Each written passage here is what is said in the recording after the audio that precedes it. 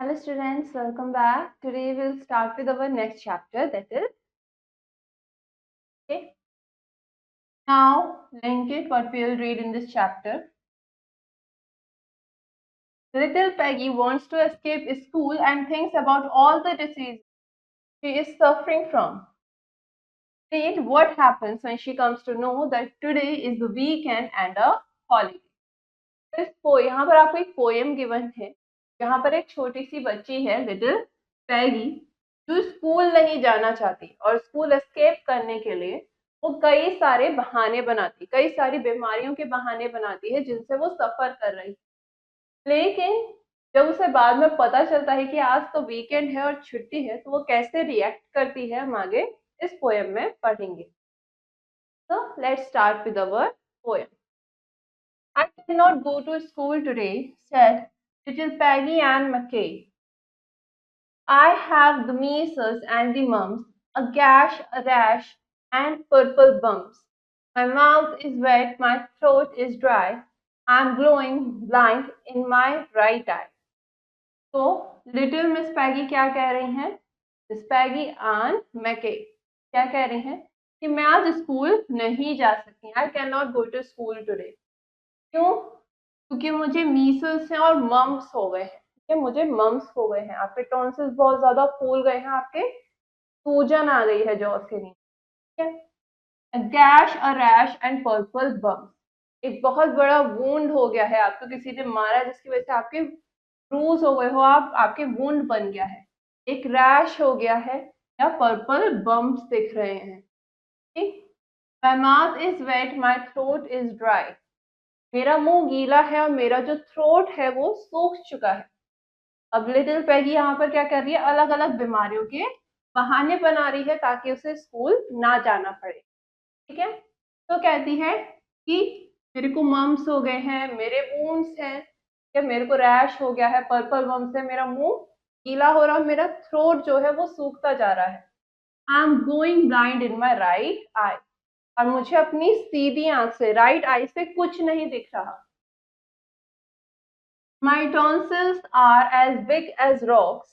I have counted 16 chicken pox. And there's one more, 17. And don't you think my face looks green? तो यहाँ पर अब little पैगी क्या कह रही है कि जो मेरे टॉन्सिल्स हैं वो पत्थर की तरह बड़े हो गए हैं। क्या, वो बहुत ज्यादा बड़े हो गए हैं। टॉन्सिल्स कौन कौन सा एरिया होता है? हमारे नेक के यहाँ पर जो नीचे थोड़ा सा एरिया होता है, ठीक है, साइड में। Then she says कि मैंने चिकन पॉक्स काउंट करा, मेरी बॉडी पर चिकन पॉक्स हो गए हैं, मैंने उन्हें काउंट करा है, टोटल 16 है और एक और है, तो टोटल कितने हो गए? 70।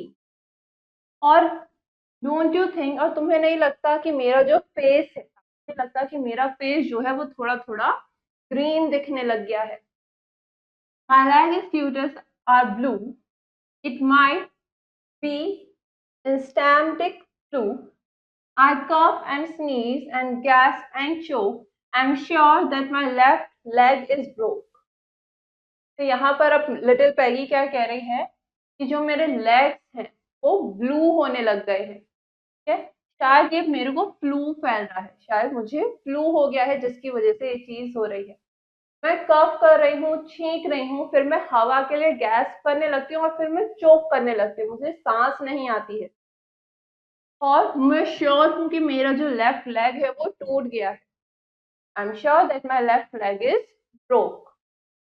माई hips hurt when I move my chin, my belly buttons caving in, my back is wrenched, my ankles sprained, my appendix pains each time it rains. तो यहाँ पर क्या कह रही है पैगी कि जब भी मैं अपनी चिन को मूव करती हूँ, जब भी मैं अपनी चिन हिलाती हूँ तो मेरे हिप में दर्द होने लगता है, ये मेरी लोअर बॉडी में दर्द होने लगता है।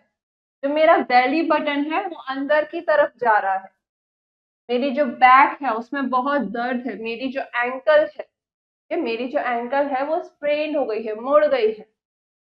और मेरी अपेंडिक्स, ये अपेंडिक्स यानी कि अपेंडिक्स जो आपके एक ऑर्गन होता है, जब भी बारिश होती है मेरी अपेंडिक्स में दर्द होता है। My nose is cold, my toes are numb, I have a sliver in my thumb. My neck is stiff, my voice is weak, I hardly whisper when I speak. Second cut. तो यहाँ पर पैगी क्या कह रही है कि my nose is cold, मेरी जो नाक है वो ठंडी पड़ गई है और जो मेरे टोज हैं वो नम हो गए हैं, कि वो मुझे फील नहीं हो पा रहे हैं, बिल्कुल नम हो गए हैं। और मेरे थंब में एक स्लिवर घुस गया है, ठीक है, एक छोटा सा या एक थोड़ा सा बड़ा सा पीस जो है वो आपके थंब में जब घुस जाता है तो आपको दर्द होने लगता है, ठीक है। तो यही कह रही है कि एक स्लिवर है जो मेरे थंब में है, मेरी नेक जो है वो अकड़ गई है, मेरी गर्दन अकड़ गई है, स्टिफ हो गई है और मेरी वॉइस बहुत कमजोर है, मेरी आवाज बहुत कमजोर लग रही है। मैं जब बोल रही हूँ तो मैं मुश्किल से ही सिर्फ विस्पर कर पा रही हूँ, बहुत धीमा धीमा बोल पा रही हूँ। My tongue is filling up my mouth. I think my hair is falling out. My elbows bent, my spine ain't straight. My temperature is 108. तो यहाँ पर लिटिल पैगी क्या कह रही है कि मेरे मुंह में, क्या, मेरी जो टंग है, my tongue is filling up my mouth, मेरी जो जीभ है, मेरी जो टंग है वो मेरे मुंह को भर रही है। I think my here is falling out, मुझे लग रहा है कि मेरे बाल टूट टूट के गिर रहे हैं। My elbows bent, my spine and straight, मेरी जो एल्बो है वो मुड़ गई है और मेरी जो स्पाइन है, या बैकबोन है, वो सीधी नहीं है। और मेरा जो टेम्परेचर है वो कितना है, 108 है, ठीक है, यानी कि मुझे बहुत ज्यादा तेज बुखार है, मैं नहीं जा सकती। My brain is shrunk, I can not hear, there is a hole inside my ear. अब क्या कह रही है वो कि मेरा जो ब्रेन है, मेरा जो दिमाग है वो सिकुड़ गया है, श्रंक हो गया है, मुझे कुछ सुनाई नहीं दे रहा क्योंकि मेरे कान के अंदर एक छेद है, because there is a hole inside my ear, तो मुझे कुछ सुनाई नहीं दे रहा। I have a hangnail and my heart is, what's that? What's that you say? You say today is Sunday. Goodbye, I'm going out to play. तो अब क्या कह रही है वो, अब वो एक और बहाना बनाने की कोशिश कर रही है, क्या, कि मुझे हैंग नेल है और मेरे हार्ट में कोई दिक्कत है, लेकिन फिर उसको सुनाई देता है कि सामने वाला कुछ कह रहा है। तो पूछती है कि व्हाट्स दैट, वो क्या है, व्हाट्स दैट यू से, तुम क्या कह रहे हो। यू से टुडे इज संडे, तुम कह रहे हो कि आज संडे है, तो गुड बाय, मैं बाहर खेलने जा रही हूँ, good bye, I am going out to play. अब बच्ची क्या है, बच्ची बिल्कुल सही हो गई है क्योंकि उसे पता चल गया आज वीकेंड है, आज छुट्टी है और उसे स्कूल नहीं जाना, तो वो स्कूल ना जाने के लिए बहाने नहीं बना रही है, वो बस बाहर खेलने जा रही है।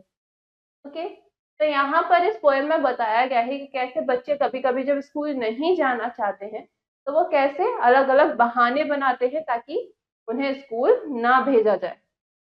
ये पोएम किसने लिखी है, चार्ल्स सिल्वरस्टेन ने। Now about the summary of the poem. Charles Silverstein had written this poem keeping in mind the perspective of a girl who is reluctant to go to school, as in natural with all children. तो यहाँ पर जो poet है उन्होंने इस poem को अपने दिमाग में ये रखकर लिखा है कि पर्सपेक्टिव, एक बच्चे के पर्सपेक्टिव से उन्होंने सोचा है, जब बच्चे स्कूल नहीं जाना चाहते तो वो क्या करते हैं। तो यहाँ पर बच्ची क्या कर रही है बाकी बच्चों की तरह, she makes innumerable excuses to stay at home and rest, कि वो बहुत सारे बहाने बनाती है कि उसे स्कूल ना जाना पड़े, वो बस घर पर रह के आराम करना चाहती है।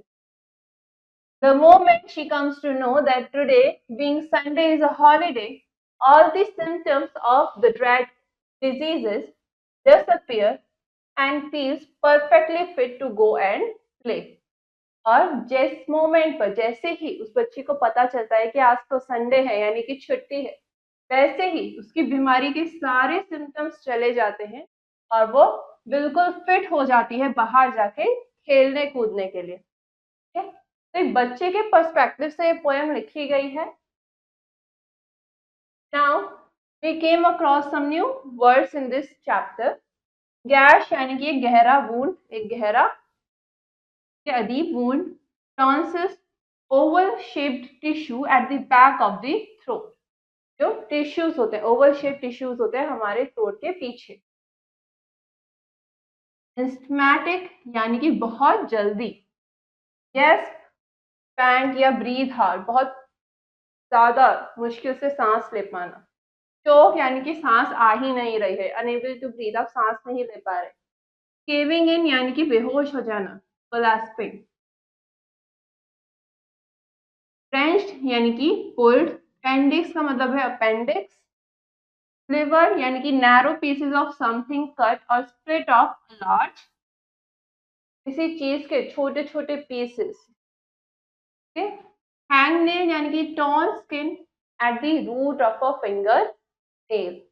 आपके नाखून के नीचे जो स्किन होती है वो जब टॉर्न हो जाती है तो क्या कहते हैं, hangnail. Next we have few questions in this chapter. First, mark the correct option. आपको सही ऑप्शन पे टिक करना है। First, Peggy thought she was having. Peggy को क्या लगा कि उसे क्या हो रहा है, उसे मम्स हो रहे हैं। Next, Peggy had dash chickenpox balls on her body. Peggy की बॉडी पर कितने चिकन पॉक्स बॉल्स थे, 17। ठीक है, उसे 16 एक बार में मिले और फिर एक और मिलता है, then equals to 17। Next, Peggy's nose was cold and her dash were numb. Peggy की जो नाक थी वो ठंडी थी और क्या नम थे उसके, टोज। ठीक है। Next, Peggy's dash was stiff. क्या कर गया था, पैगी की नेक जो थी वो स्टिफ हो रखी थी। ठीक है। Next question, write T for true and F for false statement. First, Peggy could not see with her left eye. Peggy को अपनी लेफ्ट आई से कुछ नहीं दिख रहा था, क्या, फॉल्स। राइट आई से, ताकि left. Next, with the moving of her chin her leg hurt her. जैसे ही वो अपनी चिन मूव करती थी उसके जो पैर था वो दिक्कत करने लगता था, उसमें दर्द महसूस होता था नहीं। ठीक है, उसके हिप में दर्द महसूस होता था। Next, Peggy is running high temperature. Peggy का जो टेम्परेचर है वो बहुत ज्यादा हाई है, यस, कितना है, 108। Next, Peggy can not hear as she has a hole inside her ear. Peggy को कुछ सुनाई नहीं दे रहा है क्योंकि उसके कान में एक होल है, छेद है, yes. Now, next question, match the words given in column A with their rhyming words given in column B. तो यहाँ पर आपको rhyming words given है जिन्हें आपने आपस में मैच करना है। मम्स, क्या rhyming हो जाएगा, बम्स का। देन रॉक्स, रॉक्स का rhyming क्या हो जाएगा, बॉक्स। चोक, चोक का rhyming broke. Week, teak. Then straight का rhyming क्या हो जाएगा, eight. Okay. Now, all the other questions, you are going to do them yourself so that you can understand this chapter better. And this finishes our chapter. Now, we'll see each other in our next class. Till then, have a nice day.